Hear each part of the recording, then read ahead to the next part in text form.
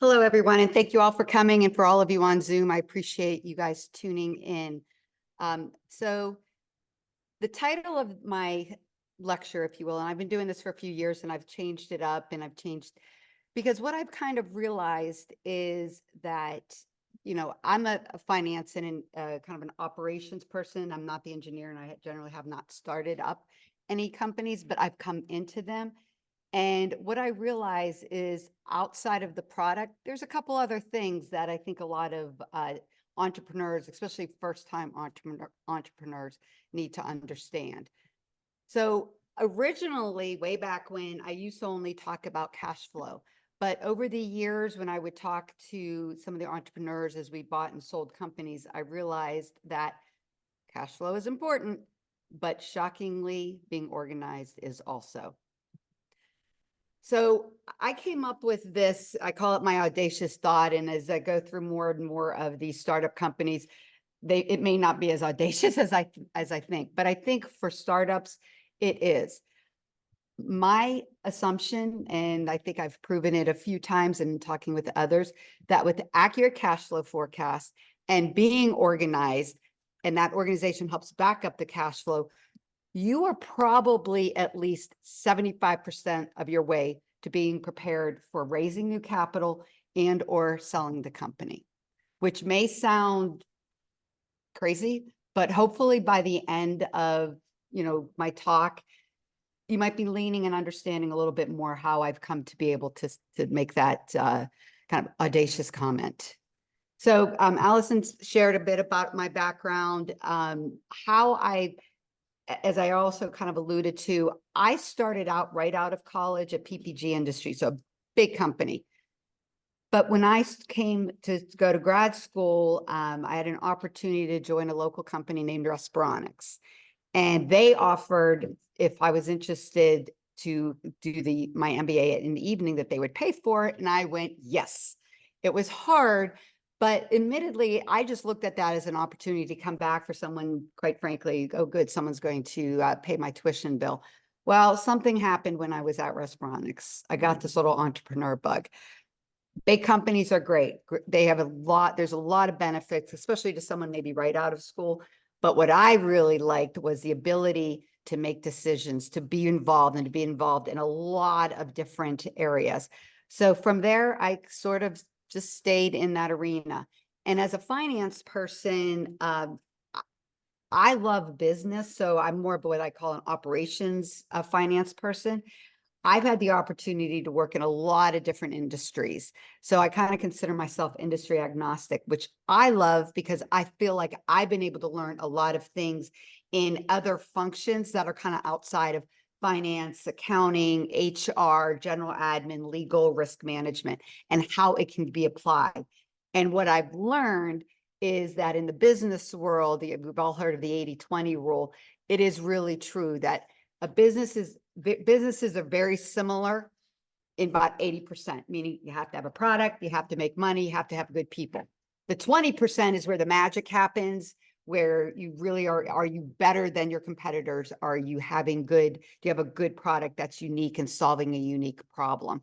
But so I've really enjoyed kind of this career path that has taken me in different directions.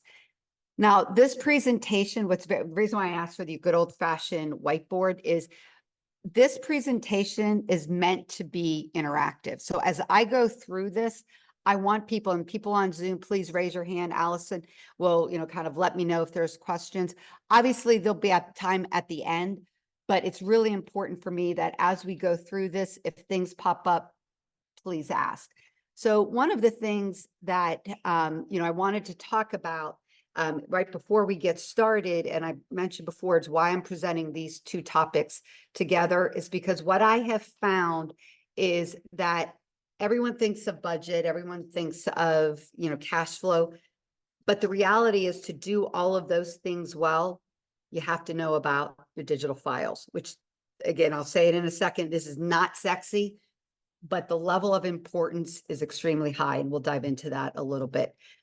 But before we get started, and the reason why I have the whiteboard is I want to ask, you all are here, you've either come in on Zoom, So you don't, this is an hour of your precious time. So you came here for a reason. And what I wanted to try to do is if you could share with me, why did you come? What are some of the questions? What are the things that you'd like me to go down? And I'm doing that now so that as we get into some of the areas, maybe I'll do some little detours or add some, a little bit more color if there's some areas that some of you have mentioned. So anybody, why are you here? What are things that you had wanted to get out of, this discussion?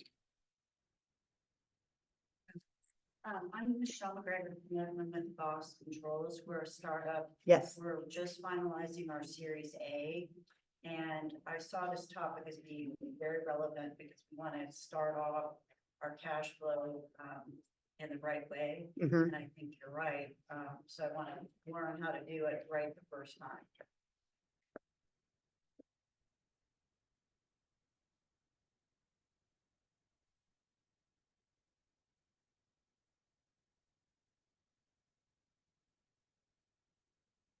Thanks, Michelle. I think it's about just learning, right? Coming in to absorb, and opening up my mind to things that I probably didn't know that I didn't know. That makes sense.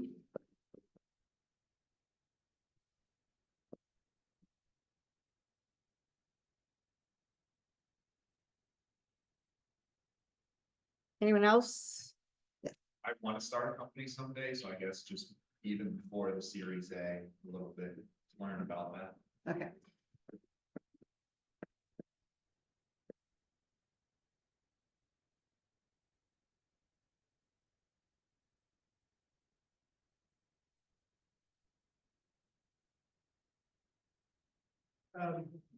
Interested in like common mistakes, pitfalls, things that need to be avoided that you see often. Yep.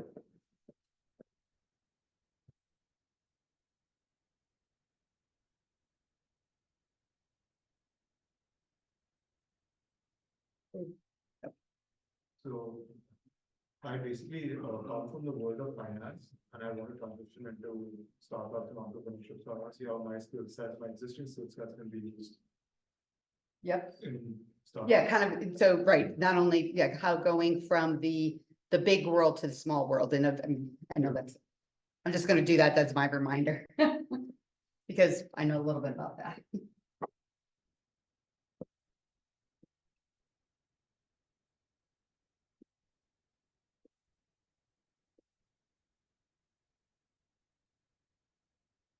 Anyone else? Anyone online? All right, well, great. We'll dive in and again, please feel free to jump in with any questions. I will try to keep all those things in mind as we go through this. So look, y'all are here. Most of you probably, if you haven't finished your undergrad, you've either taken some business classes, you all know why do you start a company? When it's all said and done, regardless if you're a for-profit, regardless of your nonprofit, if your mission, ultimately it's to make money because you want to stay in business. And in order to stay in business, you have to make money, whether that's through revenue, through grants, through foundations, through, friends and family loaning. That's why you start a business. And it's ultimately to achieve a goal, whether it's more mission driven or it's more, product driven. And then as you're going through this, once you get going, well, now you want to potentially grow your business. And with that, that may come needing new capital. You may eventually want to sell the business, or you want to buy other companies, or maybe you want to sell the business or not, sell the business, but also attract new capital. So now, and eventually some companies, and I've been involved and seen, there's also what they call lifestyle companies where they just want to, they're not looking to take over the world. They're literally looking for a way of income. Regardless, you have to learn to make money. And at the very end, with many of you probably are more focused on, eventually there's an exit, and that exit can look hopefully not under a word starting with the word chapter as an 11 or 7 or et cetera, but it's hopefully through a sale or an IPO. And so therefore that's where you're all heading, right? I think it's a fair thing to say, because if not, Any of you who've done this before, it's a lot of work. You don't want to do, you're not doing it just for the fun of it. And first and foremost, there's no doubt, in order to succeed, you have to have not only a good product, but you have to have a needed product. As I'm sure in any entrepreneur class or anything you learn, you have to have a product that is solving a problem. And you have to have a product or service that's maybe unique. You know, very often people will say, oh, well, it's a $3 billion industry. You could easily get 5%. That's not how it is. That's not how life works. You have to figure out a niche or a unique way to solve a problem, or maybe it's through cost. Maybe, you know, these microphones cost X amount and you figured out a way to cut it in half. There has to be something unique. That's first and foremost, not even a question. Then now you have this product. Now what do you start doing? Well, now you're starting to bring in the people. And the challenge is, when do I bring them in? Who comes in first? You have to build the product. You have to sell the product. And eventually you hire people like me. And it may not be full-time up front. It may be, you have some, hire an accountant to pay the bills. But eventually you have to, you think more strategically, because you realize, oh my goodness, I'm not a 5-person organization. I now have 20 people. I now have to deal with healthcare. I now have insurance risks, et cetera. But as already previously alluded to, the one thing I don't have on this list that I would make an argument goes back to step one, is you have to be organized.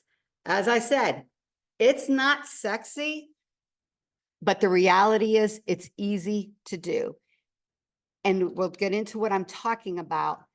But the reason why I ended up adding this is, I remember one time talking about to Dave Mulwiney when I was putting this together. And then I was talking to a couple of my prior founders and entrepreneurs as we were exiting. One literally said to me, Kelley, if I ever start a business again, I'm hiring you just to walk around, carry a bat, and hit me over the head if I don't save fill in the blank. And what are we talking about?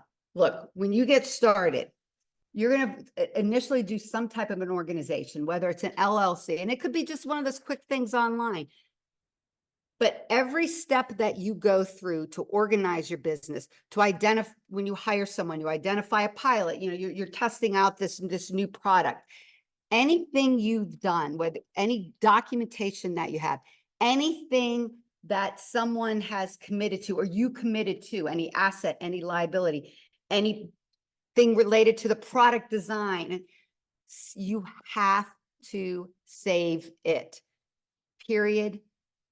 End of sentence.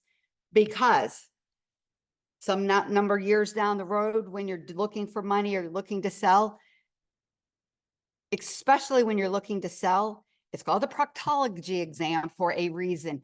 They want to see any and everything related to your business, because at the end of the day, they need to understand it's not so much about the product. They know the product. They know if it's good or bad. They need to understand their liabilities. They need to understand where any risks are. They also need to understand, what IP do you have? What, if you let somebody go, why? Are there any potential issues? So these are just some lists of things that, that I've come up with in my life. And the biggest issue also, and I will say this with love in my heart to all engineering or any people who've started a company, the contract and the employee documents, those are often the things that they kind of poo-poo the most. Those tend to be some of the most important things. Those are the must-haves. These are things that you really should keep. It's not going to kill a deal, but it really makes it much more difficult if you're not keeping budgets, if you're not keeping your monthly financials, about, any type of, KPI reporting that you might be doing. Or if you, let's say you have a board, it's you, a couple of your buddies, if you're having board meetings, when in doubt, you keep it. It sounds like a lot, but you have to trust me, because the reality is, the reason why is, remember way back when I said, if you have a good cash flow and you have your files, you're probably 75% there. That's why. Because what you're doing is, when you print out, say, a financials, and let's say you're selling a product or you're selling a service, and you say, oh, look at my financials, they look great, I have all this revenue. Well, when you're selling a company or you're looking at investments, or you're looking even at bank deals, you know, you're ready to start open up a line of credit, they want to understand the quality of earnings. Like, in other words, is your revenue real? That's where the contracts come in. Did you get paid? Here's all, you know, here's a copy of all of my accounts receivable. Here's a copy of, you know, the bank statements. It's real, because as you know, unfortunately, there are bad actors out there and people lie. This is how you prove no, everything you've done is for real. And jumping over to keep your selling price and valuation.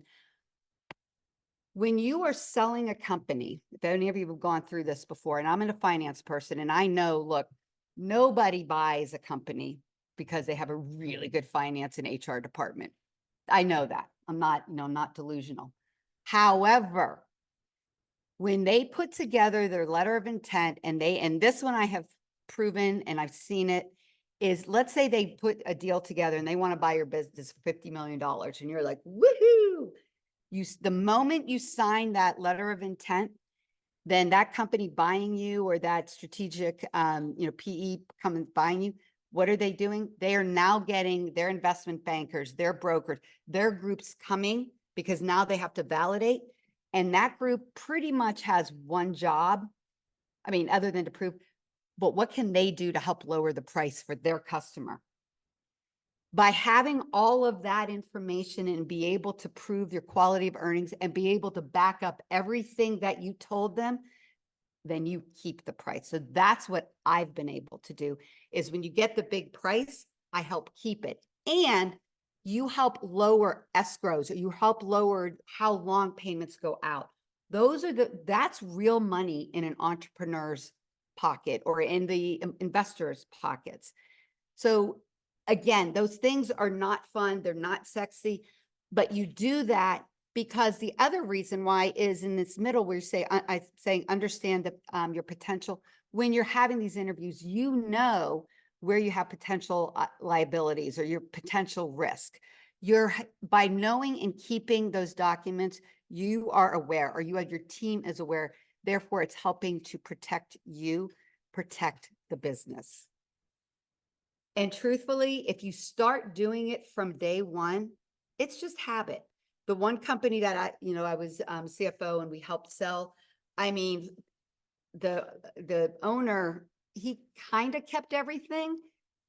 He created one folder in his email that he had 5 years worth of stuff in. So now he's searching those emails, trying to remember, what keywords did I have? Had he just done maybe a half a dozen, like finance, HR, and even that general, at least you would kind of narrow it down. But the beauty also is, as opposed to like 20, 30 plus years ago, when everything was either paper, you had to figure it out. There are so many services out there, and I have zero doubt that there's not a million more, either free or cheap. But there's Google Drive out there. You have SharePoint, you have Box, Dropbox. Trust me, some of them are a pain in the butt. Since as being a finance person, I'm not a Mac, I'm a PC, so I'm a Microsoft. I own that. But sometimes on SharePoint can be a pain because of the, if you have multiple people working on things. But the reality is, it's necessary. And these products are free, or they're very inexpensive. You get them. As you move along, as you get a little bit bigger, there are some products out there. For example, I don't know if you've ever heard of like Carta. Carta is like, once you get like investors, it's a way to keep the cap table, but you keep a lot of investor documentation in there. There's a lot of HR products out there where you're keeping, by employee, but you're keeping all your HR manuals. And then for every employee, all of their I-9s, their performance reviews, their salary stuff, their employment, you have that. There's also a lot of things, like one example is like Board Effects, and there's a local company, I think Board Book It, and that's more on the legal stuff. So again, kind of related to the board. So those things have an expense to them. So I don't, need those like right away. But as you get, further down in your line or in your company, there are those opportunities. So again, this is not sexy. It's not, but I cannot reiterate enough. If you haven't started doing it, start now, start ASAP, because what's going to happen in 3 years, you just forget stuff. I mean, because, you know, there's a lot of other things going on. So start from day one, or bring in someone to get self-organized. And the other reason why, and especially when it's related to all that employment stuff, the customer contracts, any risk, all of that is ultimately back up for your cash flow. So again, when you do a budget and you do a cash flow because a future investor wants to see it, they're going to want to see the backup. So that helps with this. Way back when, there was a professor, Dr. Green. He has unfortunately since passed away, but he was one of my professors here. And he used to always say debt is good. So I've kind of changed that a little bit to cash is good, because cash could come from debt. Cash could come from, you know, equity. As we all know, there's pros and cons. But regardless, when you are a startup company, it's all about the cash, because there are more companies that have gone belly up. And it's not because the product wasn't good. It wasn't because the idea wasn't great. They just literally ran out of cash. Or, and unfortunately, I've seen this one happen, and one is more relatively recent, is they did not do as well of a cash flow forecasting, and they were overly optimistic. And so they're now selling earlier than they want. And they were a smaller company, and this bigger company, didn't take long to figure out. So they kind of delayed the sale as long as possible. And the company will sell, but they're not making, I mean, they put, you know, blood, sweat, and tears into something, but they ran out of money.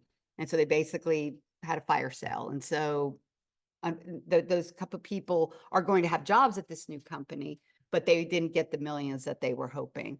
So with cash, the first thing that you have to do, and again, we'll talk about this in a little bit, is the first thing that you do on cash flow is you have to start with the budget. And what you have to know, and what I'm going to show you in a couple examples on the cash flow side, these can be as detailed or as high level as you want, but you have to have a budget. You have to understand monthly. Hey, look, sometimes they'll ask what's 3 years out, 5 years out. When you're looking that far out, you're looking really high level. They're more interested in revenue. Like, what's your, how are you going to grow more, you know, more business? Maybe they want to look at scalability, but you have to understand your cash flow runway. So you're going to start with your budget, then you're going to put a cash flow together that matches the budget. The other weird thing, and to this day, I do this, I kind of do it on a personal side too, not necessarily on Mondays, but I do this thing on money. I call it Money Monday. Obviously you can do it any way you want, anytime you want. But for years, I have every Monday, I basically update my cash flow. I do a reconciliation of the bank versus, you know, especially with smaller companies, most companies use QuickBooks. You do a reconciliation. Because we had an example at my current company a few months ago. There was no cash loss. There wasn't anything like that. But what had happened was the person had been doing QuickBooks. They didn't understand a few things. So the difference between QuickBooks and our bank account was like $75,000 different. There was no cash lost. But when I'm relying on a number and it's wrong, well, that doesn't help me if I'm looking out, like, if I'm worrying about a cash shot. I mean, I wasn't worrying because we had plenty in the bank, but 75,000 could make a big swing. And so what I started then doing is kind of, because I hadn't been, because started bringing back my Money Monday to this one. And now I do it every Monday. It takes 10, 15 minutes. There's no issues. But what that does is, one, especially nowadays, unfortunately, it depends, especially if you've done a funding round and you have like a couple $1 million sitting in the bank, you want to be watching to make sure nothing's happening with the money, because as we all unfortunately have seen, there's a lot of bad actors out there.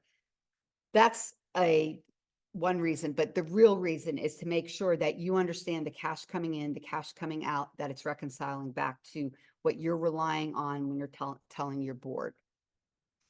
And especially as you start growing and you start bringing in salespeople, you start bringing in marketing people. What I have personally found, especially when I join a new company, the hardest part about forecasting and even budgeting is really understanding your salespeople's forecasting optimism. Some people are, oh, it's in the bank, it's signed, and 5 months later it's signed. Then you have the people I call, hold the sand. They're like, oh, I don't know. And they're overly pessimistic. So you have to learn that because you have to have realistic budgets. So I'm going to show you 2 different types of cash flow forecasting that I do.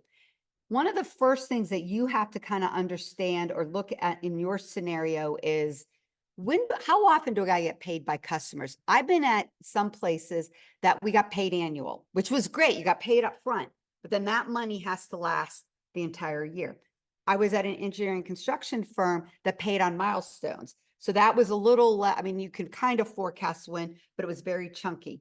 Then I've been at customers that get paid monthly or weekly. So the one, if you have the less frequent, and if you maybe are kind of starting, you don't have that big like bolus of cash in yet from an investor, you haven't really done a Series A yet. This first one that I'm going to talk about is probably one that you want to do. And that one's getting much more detail. It's literally looking at sources and uses. Where's your cash coming in? When are you expecting the cash to be paid? And then when do you have to pay out cash? When is payroll? When do you have to make insurance payments? When do I have to make rent?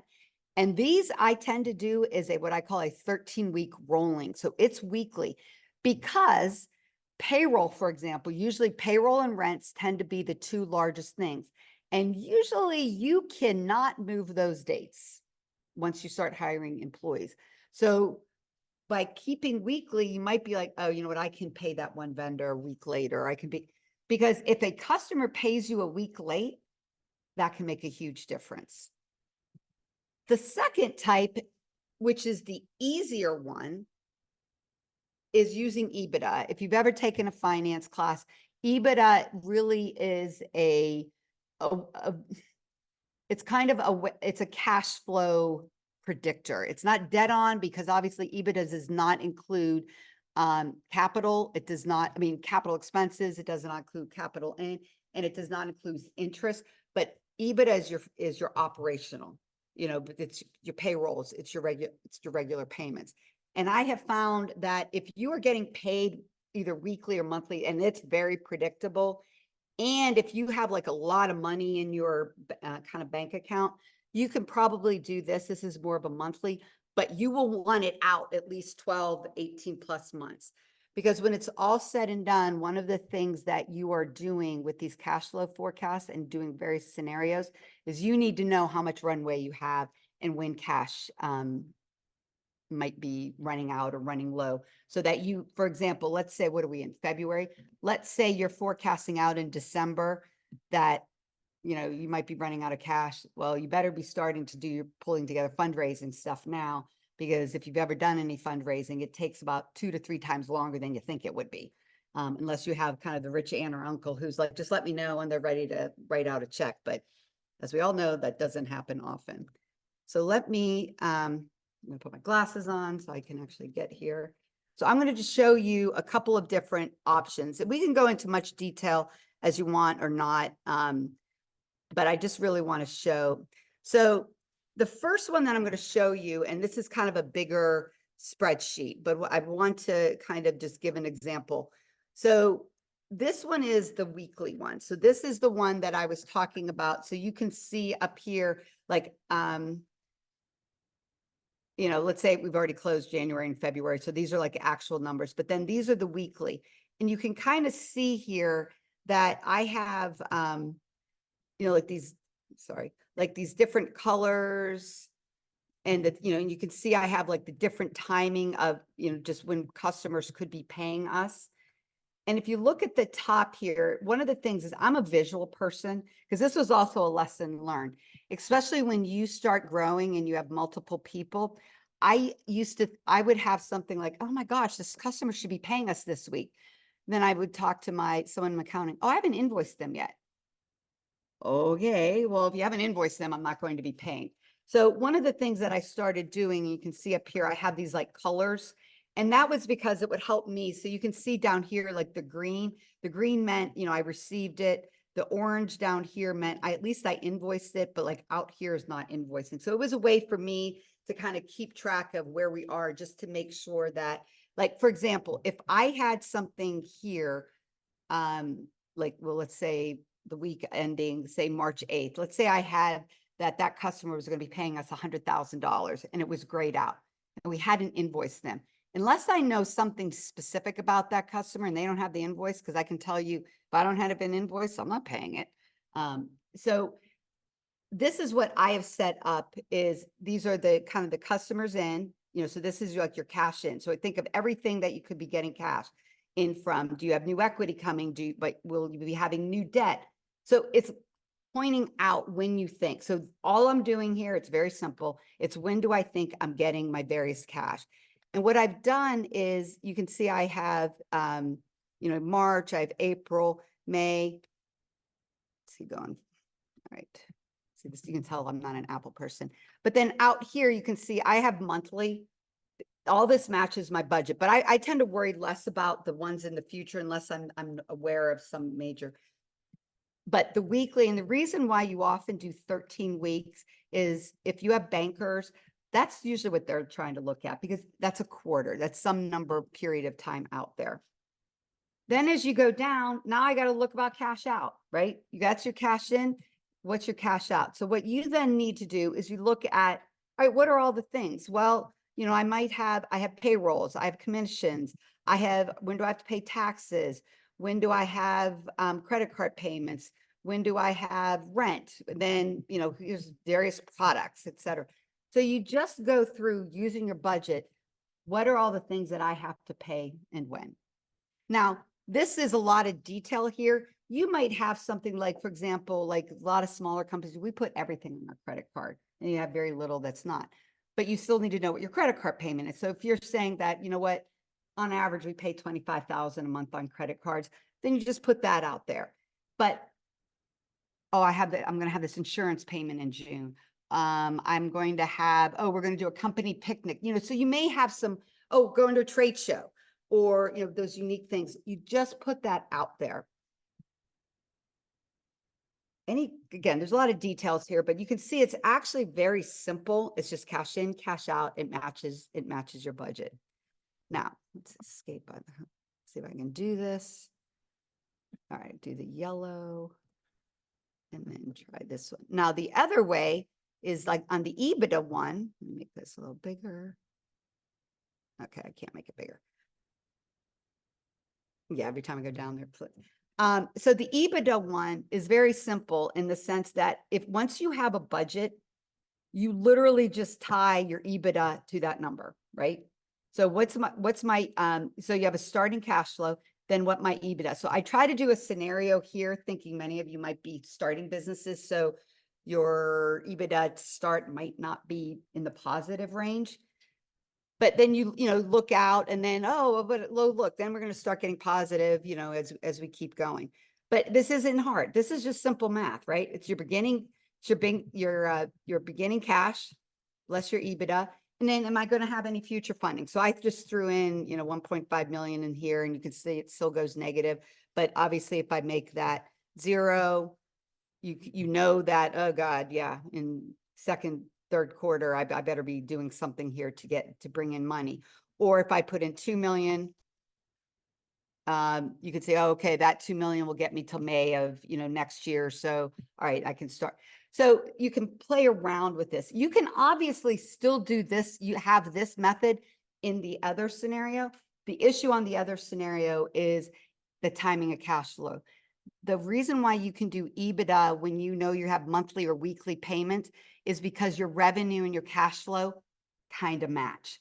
The problem using EBITDA when you have annual cash flow or annual payments is your EBITDA and your cash flow don't match. So that's the biggest problem. That's why I wanted to show two different scenarios, and it's you understanding kind of which scenario which bucket you fall into. And then what I would often do, when I show this to my, to boards and stuff is, you know, I would kind of have like, here's my original, and then every month I kind of show where it changed. I do it for myself just to make sure that I'm not, you know, that this method works. But by doing this also is you also then can give confidence to your investors that you know what you're doing. Oh, the other thing in here that, because we're doing EBITDA, I have this line here and I keep forgetting about this. So EBITDA, as I said, is a proxy for cash flow. It's not exactly, because there are two main differences. The first, there's a couple subsets. What if I buy a room full of furniture, and that's CapEx? Or if I bring in like 1.5 million of EBITDA, or I have interest, you know, let's say I get 1.5 million, I have it sitting in a bank and I'm earning some interest. The other is timing. For example, payroll. So let's say you're a company that pays every 2 weeks. At the end of a month, you may have to do an accrual, whereas the payment happens the next week. So there's always going to be slightly off. But what I have found is that you'll have that timing difference, but over the course of a number of months, it all evens out, because then the next month my EBITDA might be a little lower, but my cash flow was higher, or vice versa. But what I have found doing this, it gives you a really nice forecast out pretty easy, because you're just matching it right to your budget. So does that, the two differences do you understand the kind of why I've done two different ones? And again, primary is based on how often am I getting paid?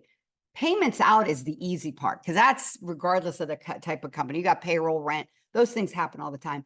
It's really how often you're getting paid would really drive which one of these would make more sense for you. All right, let's see, close that.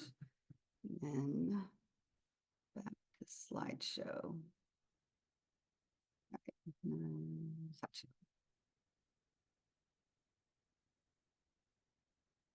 All right, well, whatever. We'll go,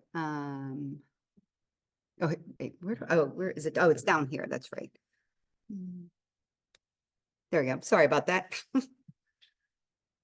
So the other thing that you can do, and I didn't want to get into showing that, but the other thing that you want to do, and it's in cash flow, but it's really with regard to budgeting, is you also want to do some different scenario planning. And the biggest scenario planning is related to revenue. What if we don't get all those new customers? What if a customer leaves us? Those are your biggest scenario, because your hiring, you know, you can always push off when you hire someone, but you often can't be perfect predictors of when a customer is actually going to sign. So you're going to want to do, you know, run some different scenarios, and then on the budget side, which then turns around and looks on the cash flow. Because the thing I get asked the most often is, when do we run out of cash? A budget is a budget. Budgets are never 100% correct. As you're with a company and as you're further along, they get better because you understand that your rhythm's better. But you need to understand when you're out of cash and how much, and ergo, how much runway you have, because you have to know when you need to start doing another funding round. If any of you have done a funding round, again, we're basically March 1, right? It's tomorrow, right? Yeah. Today, what is today? No, today's Wednesday. I'm like, I don't even know what day it is. So Friday is March 1. So basically we have 10 months in the year. If you're running out of cash in the end of this year, you kind of think, oh, I'll start dealing with that in August. No.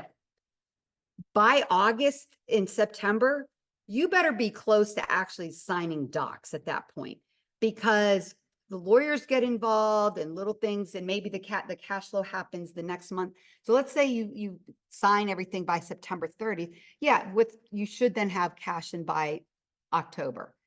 But wouldn't you as an owner want to have that couple months of knowing like, okay, good, I'm not like running out of cash on December 30th and I'm signing, you know, I'm getting the checks on December 20th. It takes a while, because you know, there's that the due diligence that is needed to raise money is not quite as much as if you're selling the company, but it's not far off. So you always would prefer to side on the side of too early. So this helps you figure that out. And by doing this also and by all of this stuff that we've been talking about, helps the potential investor know that you know what's going on with their cash. Because the other thing that they're going to ask you is, what are you doing with my money? So by having the budget, by having that cash flow, you can say, well, you know, of that 1.5 million, we need to hire 2 new developers. We need to do these prototypes. We need to, and they can understand. They're not just saying, I'm giving you 1.5 million. What's the accountability? By having all of this, that's going to answer their questions. Oh, and the other is not so much in the beginning, especially when you're doing equity, but the moment you get involved with banks, which I am a fan of the right bank. If you treat the bankers as your partners, they can be true partners. But the reality is any type of debt has covenants, and covenants can put you in the doghouse if you break them. Been there, done that, not fun. Back in, many of you weren't around in 2008 when the finance world was imploding and most of us ended up in some type of a purgatory. It's not fun.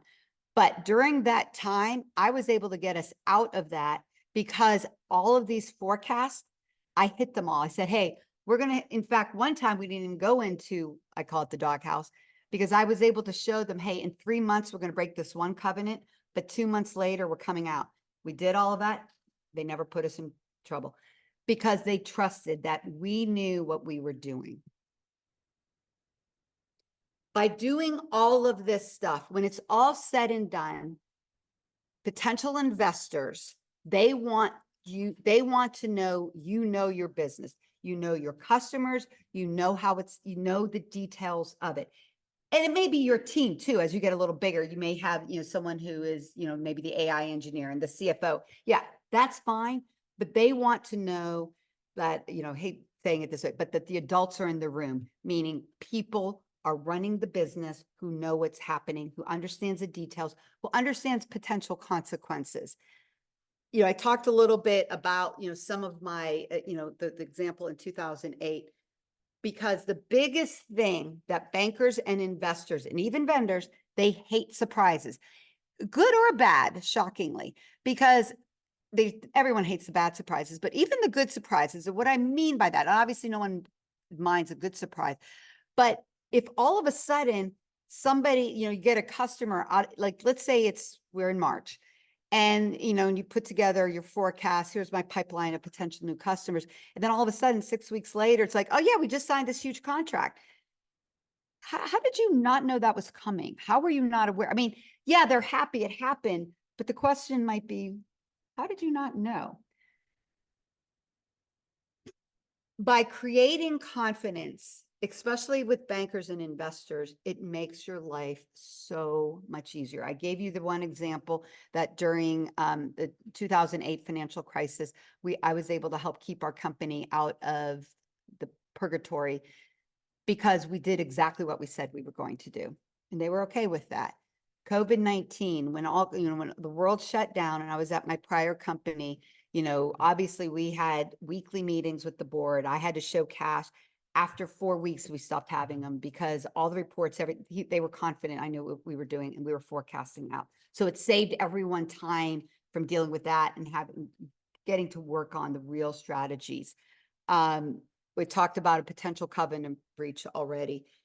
And the other one is for, you know, new product introductions. So a big thing that I learned way back at Respironics is when you're introducing a new product, when you're going into a new market, whatever costs you think they are, triple them. You might be a little high, but I'm probably going to guarantee they're not going to be that high because there's going to be things that you just don't know. And by tripling it, it also means that it helps also cover any delays in getting contracts to be signed. You can do all of that in a budget, which turns around and flows into a cash flow.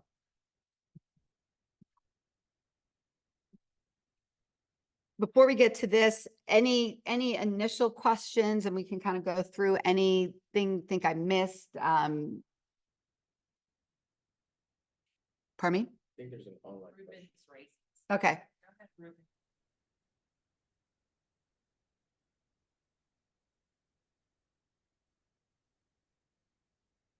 Is there a volume?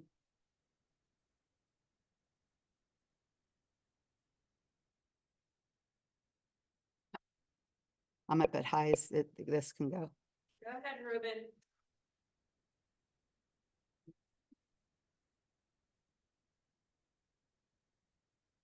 Did he type his question? Okay. Any other? So some of the questions, the cash flow right the first time. I hate to break you. Any budget, any cash flow is wrong all the time. It's a given.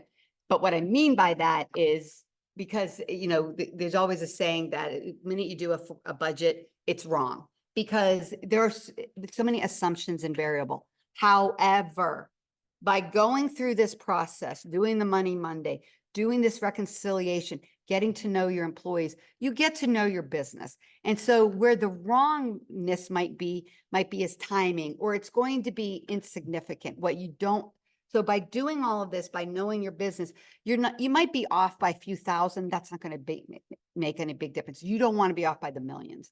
So I think that, again, it's even doing a budget. I mean, you know, right now there's a lot of talk about the AI world and about, you know, AI in finance and a lot. When it's all said and done, the other thing, I hate to break it to you, it is about Excel. I've been in the budget world for 30 plus years. I have tried, I can't even tell you the number of different budgeting models, and I have zero doubt that there are better ones, especially as you get larger. But I bet you if you ask almost any finance person when they start it starts in Excel because of the flexibility of it. So when you start doing a budget, when you start doing cash flow, don't worry about how difficult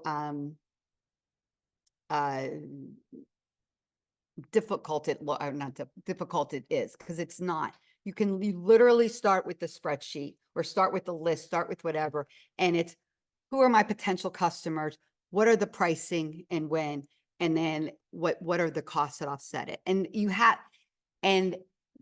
don't let perfection be the enemy of good. You start with, you get it on paper, and then you're going to keep learning, and then you just keep moving. Yes. For software startups that are exploring different pricing models, which startups do you see the most fail, like a premium subscription versus a upfront investment, like you mentioned before? And for those who are starting the process, what kind of banks do you recommend, large or small? Okay, those are great questions. So obviously there's no one answer or one correct one, but what I have seen and learned from people is, I think first and foremost, I just said, don't let the perfection be the enemy of good. So when you talk about the premium, you need to get a product out there. You need to, you know, there's kind of the land and expand idea. You need to get people using kind of that minimum viable product. I mean, there's a reason why we learned all that stuff in school. You need to get them learning with the understanding that, hey, there's going to be changes here. Now, what you can do then is if you are able to find some early adopters and people to learn that minimum, then you're bringing them in to help you design what are the next premium, what are the add-ons. And maybe by doing that, they can also help you from an investment standpoint that maybe gets applied to future invoices. So I've had a prior entrepreneur who, this was his second company, but he learned the importance of cash flow. So he identified a few customers who helped give him seed money, but by that, he then gave them big discounts on the future products. But so he helped seed them. He maybe also did some consulting with them, but they then also helped him to design what is needed in those products. So a lot of times, you know, there's the old buying logos where you get those early people. They're not paying a lot, but they're getting in upfront. They're getting involved with some minimum product and then helping to grow it. And then, you know, and then you got to see where where it goes from there. You know, it's nice getting a year's worth of money up front. I mean, if you can do that, And so long as you don't use it like, woohoo, I just got $1 million. Now I'm going to spend it. You do the budget. That's obviously the best because you have the money in hand, but people will often not do that. But if you can partner with them. Now, as far as banks, that's a fabulous question, especially everything. If back a few months ago with Silicon Valley Bank, when they had, when they had their run on their bank. To me, whether it's small or large, you definitely want to make sure they're accredited. You want to make sure that they have options to keep your money safe. Because the big thing is, if, for example, an FDIC is up to $250,000, but there are ways. So let's say you get $1 million, you get $2 million. Technically that anything over the 250 is not safe. Well, there are products out there that banks have that you can work with them. For example, one, it's under our term under investment sweep, but I can't remember the old title for it. But basically what they would do, it's a sweep. And so you would keep every night, they take that 250,000 and they send it to 5 different banks. So each of those banks are at the max at 250, but 100% of your money is secure, and it's done through the bank.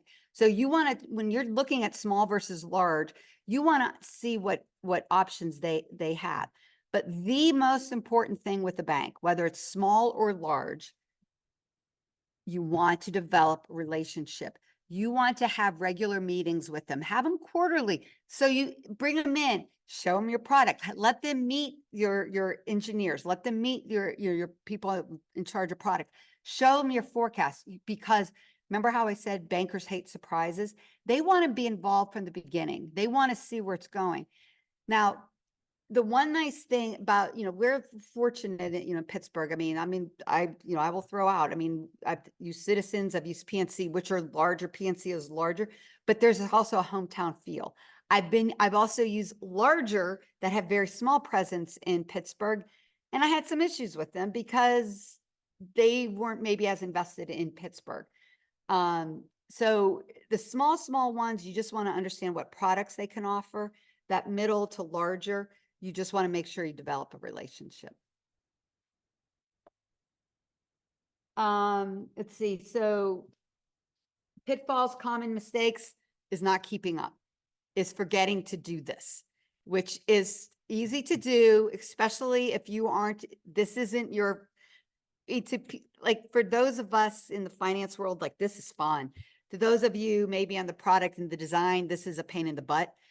However, what I'm hoping I showed you is if you don't keep up with this, or you don't have somebody keeping up with this, the beauty is there are a lot of what they call fractional CFOs, fractional accountants, small accounting firms who will do this for you. You don't hire them full time. They will do it on a, an hourly basis, but someone needs to be doing this for you, because this will save your butt in the long run. And better yet, it gives you peace of mind that it's being looked at and someone is watching, watching the cash. The big world to small world, what's interesting, again, I came from PPG, which was a large company, then go into a small.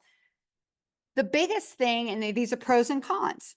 The pro is when you go from a bigger company to a smaller company, your breadth of responsibility is a lot larger, but there's just not as much. Whereas as a larger company, you are narrowly focused, but there's a lot of activity within that area. Larger companies have figured out how to do some of this stuff. They do best practices. They already have processes in place. So you kind of just follow the process and you go. Smaller companies, you got to create them. So sometimes it's a pain in the butt because you're like, oh my gosh, that's right. We don't have a policy on that. I have to write it.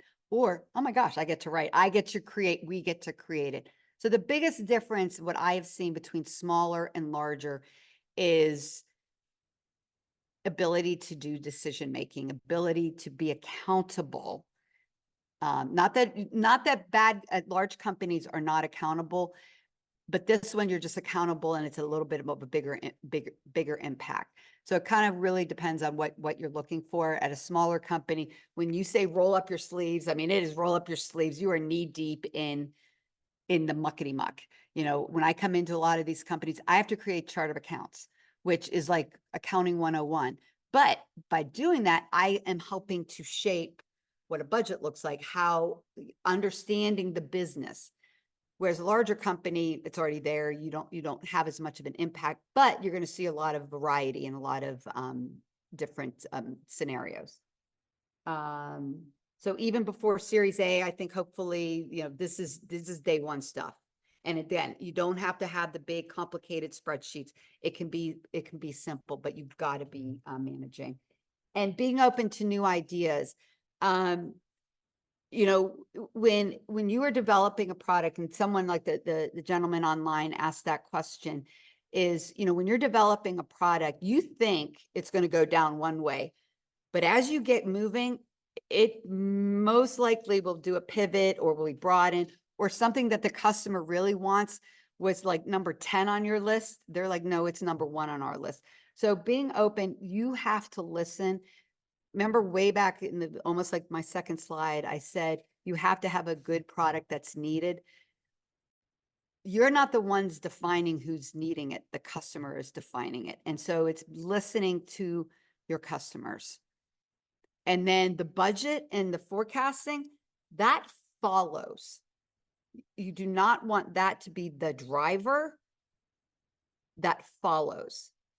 But the only way it's a driver is knowing when you need cash. Then you might have to make some, you know, detours.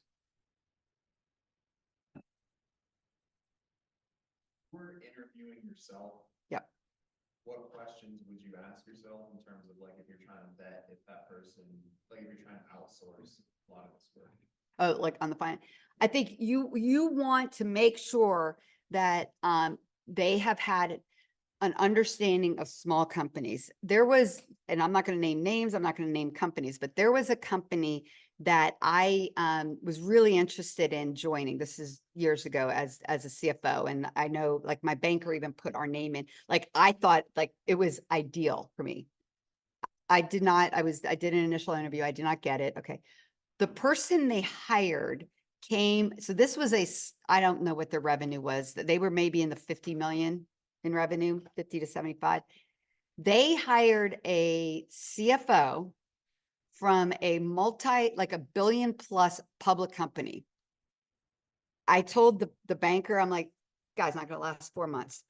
I was wrong. It was 5 months because he was not that it wasn't smart, but remember how I said to roll up your sleeves, and I was creating chart of accounts. I mean, you have to understand that detail, and you were involved at the minutiae, and you also do get to do strategy, but you have to understand the small. So when you are bringing in, even if it's you know, CPA firms, et cetera, I mean, it's yeah, you want expertise, but they have to know what you don't know. So you want to also make sure they understand state sales tax, you know, hiring issues. It's those things that are when I say a pain in the butt, they are a pain in the butt, but they are necessary and they can cause you a lot of trouble if you don't. So you want, if it's a smaller firm, in your multi-state customer base, you want to make sure they have the access to people who know how to do returns or know how to deal with hiring people. Because like, for example, like my company Sova right now, we have, you know, not quite 30 employees. We're in 7 different states and we're all virtual company. So I have to make sure that from an HR and state sales tax and all that, we're covered because we hit Nexus for various things because we're in different states. So you want them to understand and have the ability to, and then throw in if you're doing any international, so that you can look at a smaller firm, and a lot of those smaller firms are part of associations that are connected. So you want to make sure of that. 2, you want to understand their ability to work with smaller companies. Have they been involved with companies that have done Series A or have done fundraising or who've done SAFE and then converted debt into the equity? You want people who've had those, you know, examples. Mm-hmm. Anything else? Well, I appreciate all of you guys taking the time. I'm honored that you came online. you know, if you ever need anything, I think all my contact info, Allison, is there. So please reach out, please LinkedIn me. And I hope you got something out of this today. So I appreciate you all being here.